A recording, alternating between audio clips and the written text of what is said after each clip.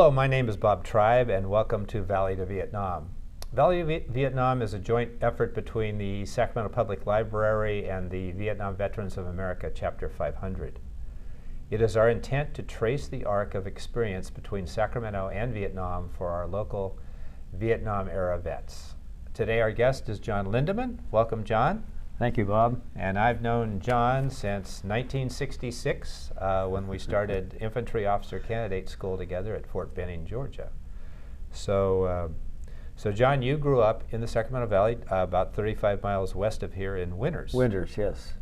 And you were born in San Francisco. Yes. Your family lived in Tracy at that time, and then eventually...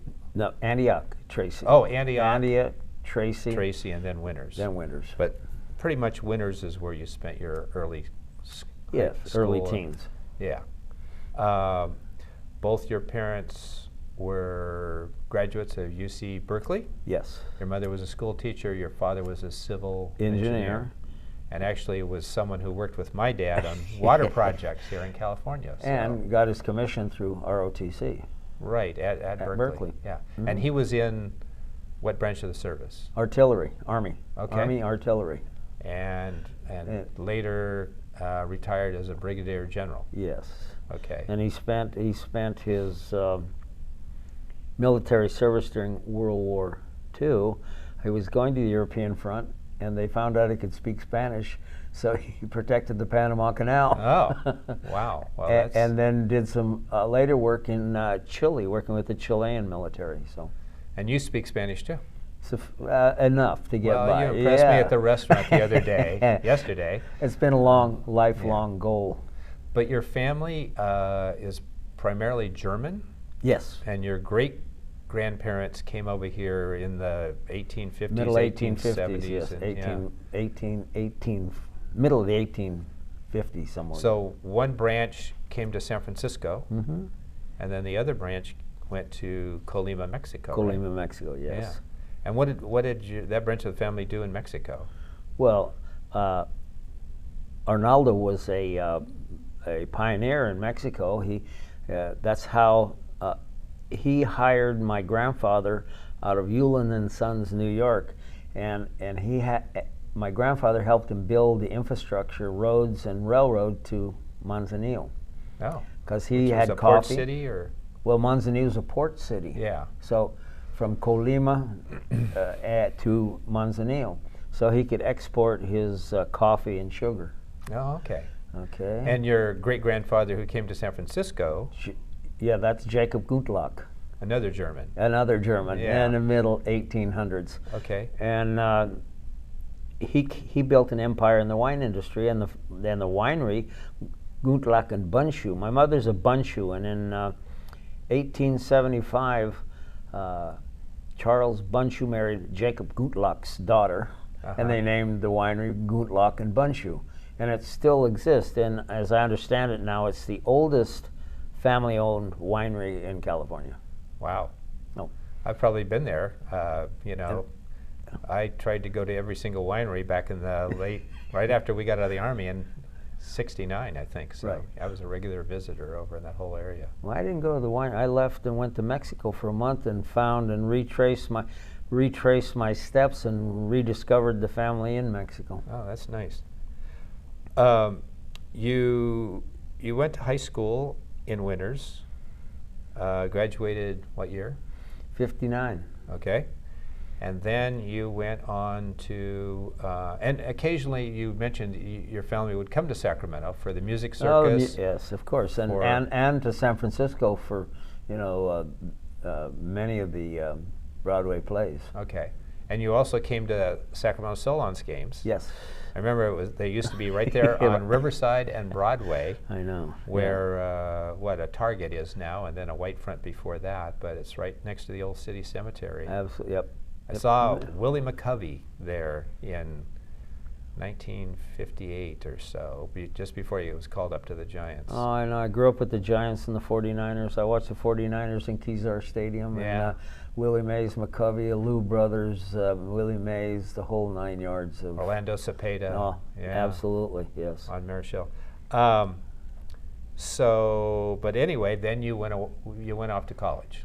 And Yes. You went to Cal Poly. Cal Poly, San Luis Obispo. That's a mouthful, Yeah. isn't it? Yeah. And then I finished that curriculum in temperate zone palmology, and then I went on to Cal Poly Pomona and finished their curriculum in citrus and subtropical, basically avocados, and graduated from Cal Poly Pomona with a Bachelor of Science degree in agriculture. Okay, and so the first 2 years you were concentrating on other crops besides citrus, so that included what? That's all the deciduous fruits. Okay. Okay, so you're talking about almonds, walnuts, peaches, apricots, plums, the whole spectrum of I got you. deciduous fruits.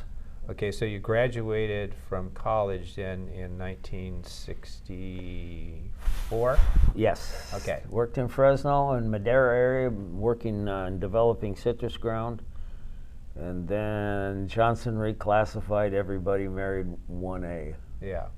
And you were married at the time? Yes. But no children? No children. So that still made you susceptible. Yeah, that was 1A. I was Yeah. reclassified as 1A. So you volunteered for the draft? Well, yeah, I went to talk to my draft board, and I thought, look, what are my options? They says, well, you can either go to jail, you can go to Canada, or you can enlist. And I said, okay, I'll probably enlist, but I don't want to be a private. What else you got? Yeah. And you had a college degree. They said, well, you can go to OCS. Officer Candidate School. There you go. Yes. So Yeah. that's. So you went in like in February of '66 then? Yes. Okay. And then I was old then too, 26 years old. I know, you were older than most. Yeah. You were older than several of us, but it all evens out pretty quickly. Yeah, you know, it's not how old you are, it's how old your brain is. Yeah. It evens out. How many times it's been hit.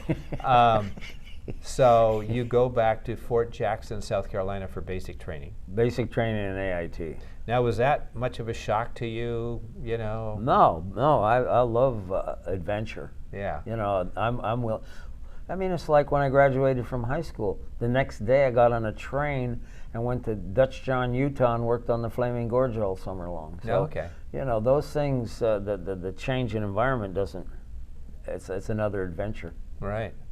So you do basic infantry training, and then you do advanced infantry training. Yes. So those are each 8 weeks. Right. And then report to, I remember reporting to OCS, it was the day before my birthday in August of '66. Yeah. They welcome us with open arms before they slap us down. Worst birthday of my life, I think, you know. You get your boots and your fatigues, and then all hell starts. Oh, I mean, you have, not only do you have these TAC officers screaming at you, but you have the senior candidates, the people who are in their 18th week or higher of this program. With the blue helmets. With the blue helmets. Yeah, they would call them the blues, and you got the blues when you saw those people coming. Well, you know, basic training was a little, you know, they harass you there, and AIT, Advanced Infantry Training, but it's compounded tenfold. It was a whole new sphere. I mean, I just couldn't believe some of the regiment. I tell people how we ate our meals. You know. Hey, don't eyeball me. Oh, you're eyeballing me? Drop. Give me 20 push-ups right now. Yeah. And then when you're done with that, go run around the track 20 times. Yeah, and if they put you out there running around the building or the track, then you didn't get to eat. And sometimes if you really goofed up, you had to carry a rifle over your head. Right. Yeah. While you ran. Yeah. I mean, that process, simply we lined up at attention. You would move up as you came to attention. Then you'd go back to parade rest. You did pull-ups at a bar right in front of the door. And then someone was yelling at you, "Don't eyeball me." Yeah, you had to, and then you had to request permission to enter. Yeah. Permission to enter, permission to be seated. You'd sit at attention on the last 4 inches of your chair. Absolutely. Your arms would be at your sides at attention. You're staring blankly away. You're not allowed to focus on anything. You'd grab a utensil and hope that you hit it, and then take a spoonful, square meal. Put it in your mouth and then put it back, replace the utensil, and then, you know. Chew your food. Of course, there's no talking, no eyeballing, no nothing. But I could do it pretty quick. Yeah. Because my phonetic name was Papa India Golf. Ah, yeah. Pig. Pig. Ah, nice. I could eat a meal pretty quick, Yeah. even a square meal. We all got nicknames too. You know? Yeah, everybody did. Yes. Some of those nicknames, I look at our old yearbook, they were pretty creative. You know, I love some of those nicknames. But anyway, so we did that for almost 6 months. Yeah. That latter stage of training. Well, Bob, you got to keep in mind what the real deal is. They want to break you mentally down. Yeah. And if you can take that, then they retrain you. Right. The idea is if you can't take this stress, Oh, you're not crap. going to take combat. You're not Yeah. gonna you're not worthy. Right. I remember out in the field, you know, a lot of times we got up every morning at 5. We'd have chow at 6. We'd have PT before chow. Right. And do you remember sometimes falling asleep at attention? Oh, I remember falling asleep everywhere. Catching yourself. Falling asleep at all different places. In fact, one of the fellows, Les Sankey in my platoon, he said, hey, the next time someone falls asleep, when you're called on and you're asleep, you jump up and stand and you just yell out an answer, an arbitrary answer. And he said, let's use 6 trucks. And so this one guy fell asleep and he jumped up and they noticed he was asleep and he said, 6 trucks, sir. And the instructor says, to instruct? Okay. Bob, I remember, he just misinterpreted him. I remember, you know, they're talking about sleep deprivation. This is a classic example. I remember we were sitting in the bleachers, artillery, cold, and we're sitting in the bleachers, and I used the bathroom. I was sitting on the pot, and I laid my head down on the paper towel rack and fell asleep for an hour. Yeah. Oh, yeah. And people would fall out of the bleachers, you know, people would just... Standing at attention at 5 in the morning, you'd catch yourself before you hit the ground. Right. It was something else. I've never had that strenuous sort of training anywhere. And it's pretty cool when you're the interviewer and I'm the answerer, and we've both done the same thing. Yeah, we can have a good time. We know exactly what it was like. Yeah. So, as soon as you graduate from OCS, you're going to do more training. What'd you do? Jump school? We went to jump school, Airborne. We did the 3 weeks, however many weeks. Yeah. Got your 5 jumps? Yes. And remember, it was harder jumping out from 25 feet than it was from an airplane. Oh, yeah. the training apparatus there on the ground, that swing landing trainer. You'd be up on this platform like 20 feet above the ground, and you'd have you'd hook to a rope, and it went up to a pulley. And an NCO would be down on the ground, and it'd say jump, and then once you jumped, he'd say prepare for a rear parachute landing fall. Then he'd let go of the rope, but he'd be saying this sometimes before, you know, while he'd let go of the rope already, and you'd land like a sack of potatoes. You know, I'm surprised that people weren't seriously killed just doing that. Well, mentally maybe they were. Yeah. Physically, we were in pretty good shape then. But you know, we'd had so much harassment in officer candidate school that jump school was a breeze. You know, the colonel called us and said, "I want you officers to, you know, be the strongest runners, do more push-ups, all that stuff." Well, we'd been doing stuff for so long. We were. Yeah, absolutely, no question. We didn't have to try hard to do that. Yeah. And then the next phase was Ranger training. And that's 9 weeks. 9 weeks. Yeah. 3 weeks at Benning, 3 weeks in Dahlonega, Georgia, and 3 weeks in Eglin Air Force Base. Yeah. So we got a full spectrum of flatland, mountain land, and swamps. I ended up at Eglin Air Force Base, out in the swamps when I was in Special Forces. That's where we did cottonmouths. We did, cottonmouths everywhere. We did a. We were there in a drought year, so there wasn't much water, and you come to a puddle as big as 8 feet around, it'd be full of cottonmouths. Yeah, yeah, they were everywhere. The only place we could bathe was this little creek. Well, we had to have a guy watching. Yeah. Make sure there was. Then they're fairly aggressive. Yeah. If you're in their turf. We had this one guy who was a Mustang. He was a former NCO who was a second lieutenant, and he's standing up there in his jungle fatigues, and he had a big machete, And we're down there in the pool on the far side of this road where this big conduit went through, and he says, "Hey," and he just jumps right in the middle of us and just chops this water moccasin in half. And I said, that was so cool. I wish I'd done that. You know? But anyway, it was fun. I like being in the boonies just because, one, I was kind of an outdoor person. Absolutely. Nobody was yelling at you. You were kind of in charge of your own people, and you know. Again, we talk about sleep depredation. Yeah. Anyway, you'd be walking along and you'd stop and be it like with your rifle here, and you think the whole patrol stopped, and all of a sudden, a few minutes later, you wake up and there's a bush. Yeah. Yeah, or we had those little, on our ranger hats, we had those little, the pieces of white tape on the back, and Yes. pretty soon you'd lose sight of those, and you'd go, You oh know my where God, where do I go? One time we stopped and had a map check. That's when everybody went to sleep. I got up and we Yeah. took off down the trail, and Yeah. and I said, "Hey, Jake," this was my ranger buddy. Who was in OCS with us? I said, "Jake, where's my rifle?" "What do you mean you don't have it?" "God damn it, you don't have it?" "Oh, I'll see you later."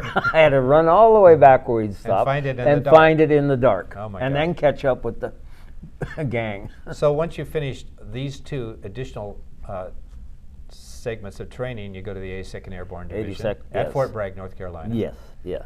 But you're not there long because you're going to go to Vietnam, right? Yeah, yeah, and the interesting part of being there was we were deployed to Detroit for the riots in Detroit, Yeah. and I was in charge of the Recorder's Court building during those riots. That's where they brought the busloads of people that were arrested and waiting to be arraigned, and so I had my platoon there. And we had some live ammunition, but it was full of Puerto Ricans, and they just wanted to shoot somebody. They These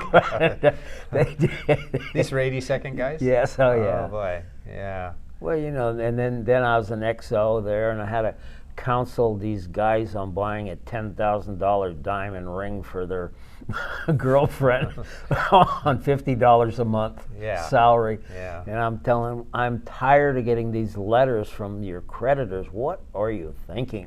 Yeah. And some of these guys, maybe that was more money than they made before. Absolutely. You know? So you head over to Vietnam, and about when was that? Do you remember? Yeah, it was just before the Tet Offensive, the exact day of. So probably January of '68. Yes. Yeah. And No, couldn't have been. Let's see. Yeah, Yeah, I was yeah, I was wounded. I was wounded on the 28th of June. Okay. So I was Yeah. there 6 months. Yeah, and TET started Yeah. the 31st of January. Yeah. So So I was in a base camp while TET unfolded. Yeah. We had no contact in, and things were pretty routine. And who were you assigned to when you got I was to? the 34th Ranger Battalion. It was an Arvin Ranger Battalion that was in 3 Corps along the Cambodian border. But we were in a base camp environment, so Okay. we had a facility to come home to, I guess, if you will. But we did take take companies out and do a search of the area and making sure things were there weren't any troop movement. After TET, though, is when we got a lot of troop movement through our area. And that's when then we had a lot of combat type encounters. And you're basically one of 5 Americans Yes. that are advisors to a battalion, maybe 700 Vietnamese Rangers. Yes. And I saw the pictures of you. You wore a little Ranger, beret and a Vietnamese Ranger. Yes. Yeah. Oh yeah. I had yeah. I was I was a second lieutenant, which is 1 little button. A first lieutenant was 2. So. Okay. And that's what. But the rest of your uniform was all American. Yeah. The beret was the only thing that was different. Bob, I forgot in our other interview. You know what rifles we had? We had carbines when I first got there. Really? They shoot little bullets a little bigger than a .22. We had carbines. Oh my gosh. You're better off throwing. My dad had one of those carbines in World War II. Yeah. We had carbines. Yeah. Those are the trickle down whatever was left over And eventually you ended up with M16s? M16s, yes, okay. yes. Did all the Vietnamese get those then? Yeah, eventually, yes. Yeah. And it was a transition. But when I first got there, I looked at these carbines and thought, holy smokes. And they have short barrels. Short so barrel, little not, tiny round about this big. They're It's, not there's terribly no, they're not accurate. even neck down. Yeah. No, Yeah. and they're close to useless. They're like a 45. You might as well throw the pistol. We all agreed with that. The only pistols that we trained with in all our training was a 45, and I couldn't hit anything with it. And you had somebody send you over a 38 inside a cake or something. Yeah, that right? was my brother. Oh yeah. And I think I told you it made one illegal trip. And when I was wounded, I asked some major in the Air Force. I said, "What do I do with this thing? And we're not supposed to take anything." He said, "I don't know." So I locked it up in my briefcase. And 3 months later, it came to Letterman. Made a round trip illegally. Wow. So, before we talk about you being wounded, let's talk about like typical operations that you do with this Ranger Battalion. Right. We sort of search and destroy. Well, yes, and that's what we did. We'd go out and find bunkers and a few things, and we'd destroy them. And for the most part, when I first got there, we had little contact because they were all busy in Saigon. Yeah. And then as time went along with troop movement, and my responsibility and our team's responsibility was support. So we didn't take care of the day-to-day security. We didn't have to set out our own American units. The Vietnamese did that. And so our initial responsibilities was support. Yeah. And so when we did go out on operations, we had a topog map with pre-planned artillery fires, and we then were the ones coordinating between the Vietnamese and the American support units, artillery, helicopters, airplanes, whatever we could scrounge up. Right. And you said this Ranger Battalion was a real step up from the typical ARV yeah, absolutely, unit. yes. Yeah. And I occasionally think that it's because of them I'm still here. Yeah. So good troops. Yes. Yeah. Yes. Let's talk about when you were wounded. What was that day like? What was going on? Well, that was just a recon resupply. I don't know that it was even a resupply, but it was a recon mission that we left at subsector headquarters from, that's Trang Bang. It's about 15 clicks from our base camp. When we left from there, we're sweeping up one side of the road, and we came into this large field with where we were. Typically the areas were a hamlet surrounded by fields where either they grew rice or other crops. So you had large open areas, and then you'd come into a hamlet. And as we were moving into this one area, we came into this big open field, and we had a sniper shooting, poof, poof, poof, poof. And there's one of two things you can do. You either assault the wood line, drive them out the back, or you back off and you call in artillery and go through a huge effort to get one sniper. Yeah. So for whatever reason, they said, okay, let's attack. We assaulted that wood line. And that's a ploy that the Viet Cong used. They knew that that's what you would probably do. Right. And they were in a big ambush position. So as we assaulted across this huge open area, automatic weapon, more than one automatic weapons, everywhere. Mortars. No, just machine guns. Just machine guns, and we talked about the crack and thump method. So every round that goes by you is going faster than the speed of sound. So it breaks the sound barrier, making an incredible crack. Yeah. And then if you have one single shot, you could hear the crack, and then you listen for the sound, which comes later, and you can tell where it's coming from somewhat. That's what they call the crack and thump method. Anyway, and I've often, it was like an angry bunch of hornets, these cracks that the automatic machine gun, I mean, the bullets flying everywhere. And we're there and we're running into the arms of hell. Yeah. And that was... And guys are getting hit? Yeah, there's casualties. And that was one... also one of the first efforts in Vietnamization. We were with a company of American APCs. Okay. And we're another company of the Arvin Rangers, infantry, ground troops, to protect them. So it was a Vietnamization. Yeah. You know, APCs being armored personnel carriers. Yeah. Yeah, but we've heard that, you know, the Afghans are going to take over the majority effort of the war. The Iraqis are going to. We've heard that for decades, forever. Yeah. And so here, but that was hasn't worked out so well. No, that was one of the first. Yeah. Efforts to say, look, the Vietnamese can take over the majority effort of the war.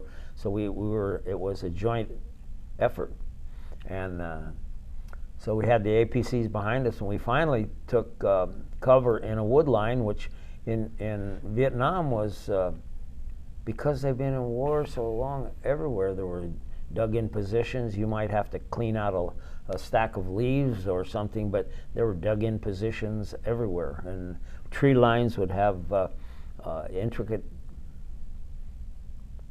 tunnels. Not tunnels, but a trench, an actual trench dug where they'd have a mound of dirt and you could hide in the trench. Yeah. And yeah, so that's what we took cover in, and boy, there was just bullets flying everywhere, and I'm frantically on the radio trying to get air support and artillery support, telling them fire for effect. Come on, where are you guys? Right. Let's hear So it. did rounds eventually start coming in, or what? Yes, and and then pretty soon I'm trying to call them in on top of us because we're right in the middle of the. And so then I get on the radio, and the American company commander said, "Hey, I got to pull back. I'm getting too many casualties." And I said, "Just a minute. I got to check with my counterpart." This is the guy who's running the mechanized infantry, the APCs. Yeah, the American company commander. Right. Called me, and so I go to my company commander, Arvin Ranger, and ask him. He said, "No, I can't leave. I have a man up in front." So I turn around, and the APCs are back gone. up. They're gone. They're leaving. Oh, so they left us there in the trench. Well, I was in trying to still call in support, and I turned to go somewhere else, and something hit my steel pot, knocked my glasses right off my head. Jeez. Okay, and so then I turned to figure out I better get out of there. That one that hit your steel pot could have gone right through your head. Yeah, I mean, to this day, I don't know if that is the case, because I'll tell you my steel pot fantasy. Okay. And so I turned to go down this line of trees and this protection from this in this ditch, and as I did that, of course, I got shot in the right shoulder from the backside out here. It broke the humeral bone just below the humerus head, and created some nerve damage to my deltoid muscle. So in crawling and trying to get out of there, I had 100 yards, 100 meters, a long way to travel to just get out of there without getting killed. Right. And so blood all over the place, and my arm wouldn't work, so I'd fall on my face. I'm trying to crawl, and it was. You couldn't use your right arm at all. No, it was just dragging.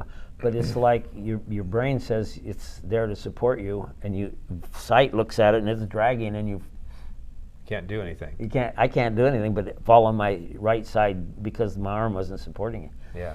And so anyway, I took care of that. I got to a point where I could run again out another wood line and get to where they had reassembled and get some help.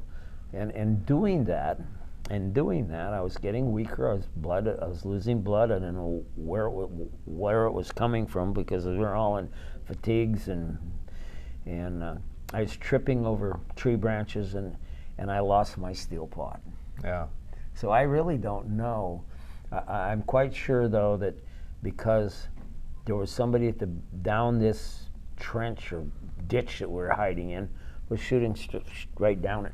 Right. So I took a round Right. off the helmet, I'm sure, and then he got me in the right But you were shoulder. just curious as to where that round Yes. entered your Oh, steel pot. I still Yeah. and see. I still have my topog map with all the pre-planned artillery. I go right back to the exact spot we were where we were. Yeah. And my fantasy is to find that steel pot to verify the fact that it took a round. They've probably used it for something else. Oh, they found it and probably cooking the rice in it. Yeah, Whatever. exactly. So you're going to be medevaced out, Oh yeah, well at the field hospital, the doctor gave me his two fingers like that, and he said squeeze them, and I did that with my right arm. He said you're a lucky man. That was his exact words, because the brachial plexus, the nerve center that operates all of the functions of your arm, is under your arm here, in the area that I got shot in. And that didn't So it didn't get destroyed. I saw in the scrub wards in Tokyo, I saw quite a few people with similar wounds, and they had their arm didn't function. Yeah, and never would. Never would, no, because Yeah. your nerves don't regenerate themselves once they're destroyed. Right. But I lost my deltoid muscle, and it's bone on skin because whatever meat was in my muscle has atrophied. Right. And this hand is hard to raise above my head now as I get older.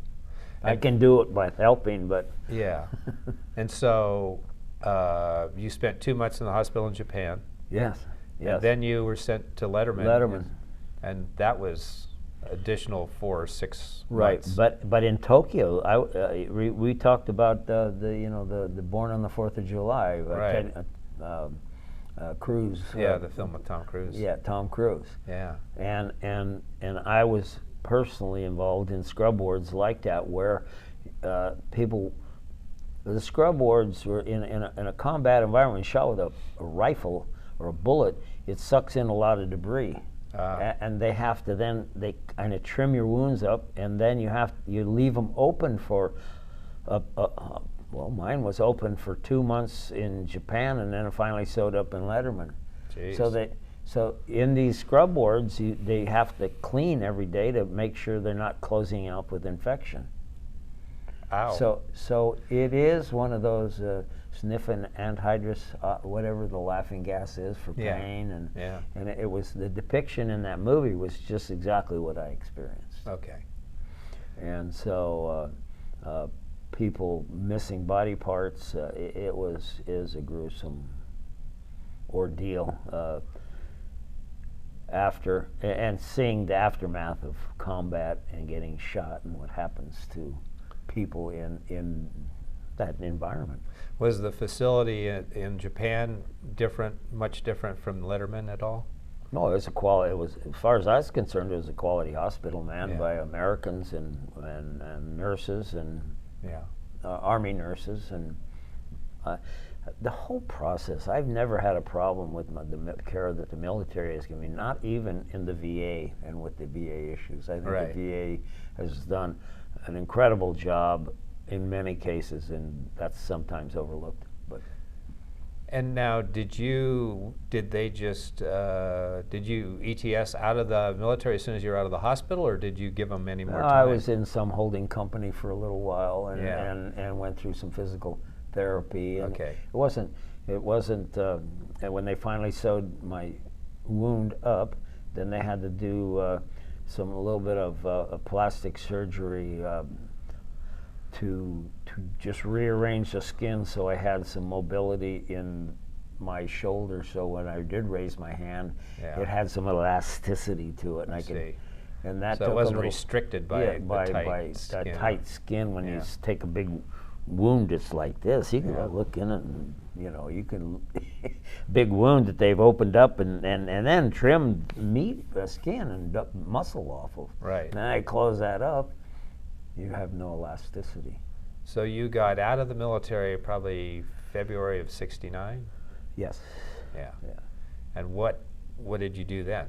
Oh, then I continued on with what I studied, agriculture. I worked in winters with the apricots and peaches with Warren Tufts, and then I worked here in Sacramento with an ag engineering company doing some specialized stuff, and And then I had an opportunity to go to Yemen Oh.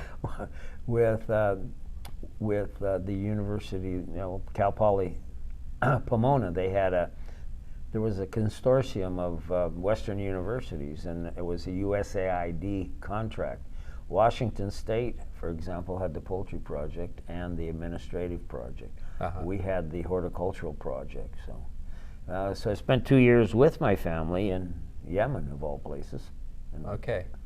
And you were helping them grow citrus, or what? Well, we were giving them improved varieties. Okay.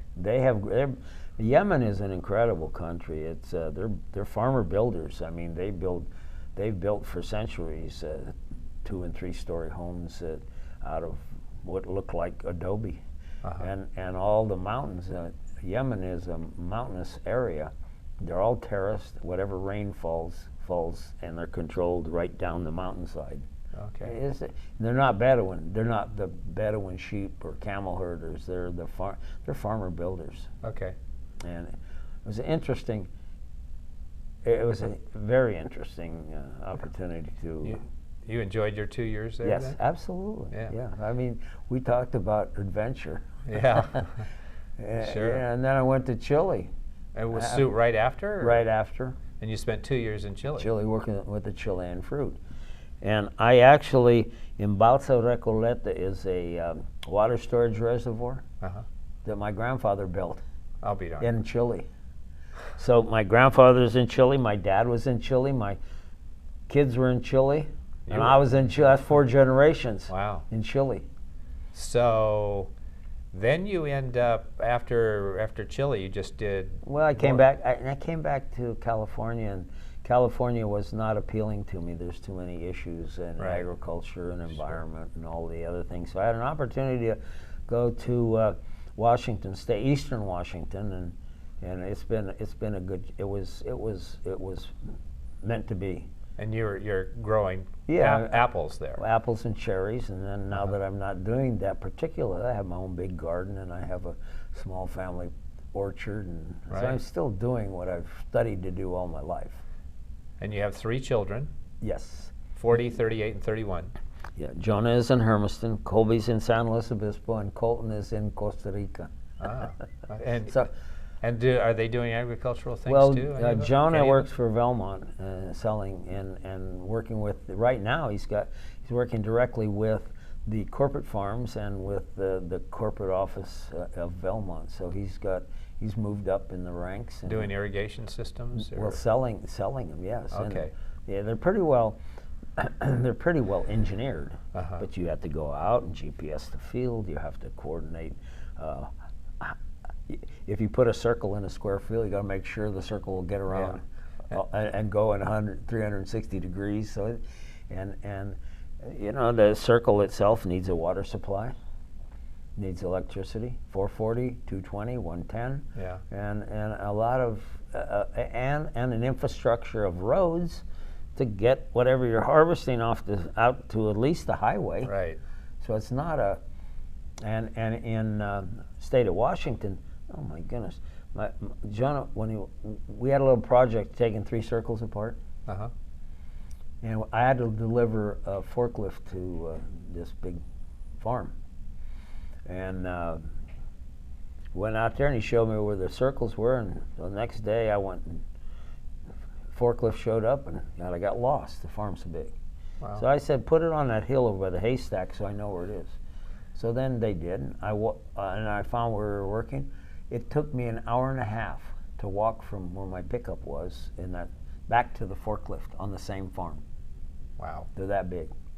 They're huge. Is that the Palouse country? No, that's a little north. No, that's a dryland farm. That's the Palouse is. My dad always used to use that term, the Palouse country. Palouse. He had that's friends a good up word. there. It's a good name. I like that name. Yeah. Anyway, we have lots of water in our area. We only get 6 to 8 inches of precipitation a year, but we have the Columbia River, the Snake River, the Walla Walla River, and the Yakima River, all diverging in this area, the Tri-Cities. Yeah. Kennewick, Richland, and Pasco. You couldn't do this without that water from those rivers, though. Oh no! See, in the 50s, Yeah. the Bureau of Reclamation started cutting up all these areas into irrigation districts and building canals and drainage canals and all kinds of stuff. So it's a huge, it rivals the Sacramento Valley or the San Joaquin Valley in production of agricultural crops. Anything and wine. It's the second. Oh yeah, it's I the noticed second. that now. Yeah, it's the second. Yeah, it's the second largest wine producing state in the United States. Wow. California. I would have guessed Oregon, Well, you know. But no, but yeah. they can't. See, Gallo hasn't moved up there yet. Anything that you'd like to put on record at all, John? As well, we talked. Okay, we talked about this. We talked about this a little earlier, and I think this is a wonderful project, and you're to be commended for doing this. You and the Sacramento Library, because Vietnam veterans really never had an opportunity to be recognized. And when we came home, we weren't treated very nicely, and the political situation was terrible. And in many ways, the peace movement was right. In many ways, that war wasn't worth what we spent on it. But yet, that's not the point. The point is we did what our country asked us to do, and we did it without reservation, and we did it with bravery, and we marched off into, and we did what we were asked to do. Yes. And so this is a very unique program, and I commend you, Bob, for working with it, because I know who you are, and you're an upstanding person. You don't know me very well. No, better than that, Bob. You've kept our OCS no, company. you. You've kept us as a brotherhood and together. That's all been fun. Yeah, absolutely. Yeah. And so this program, I want to commend again you and the Sacramento Library. Yeah, well, for the library really gets all the credit. I'm just a mouthpiece, but thank you. I appreciate that, John. It's a teamwork approach. Yeah. They couldn't do it without you. Just like the Army. Well, that concludes our time on Valley to Vietnam. I'd like to thank Jon Lindeman. John, thank you. If you could use your right hand. Absolutely. Still got a pretty good grip there. And I work on it. Welcome home to you and all our Vietnam veterans. For Valley to Vietnam producer Jerry Ward, for director James Scott, I'm Bob Tribe, and we'll see you next time. Thanks.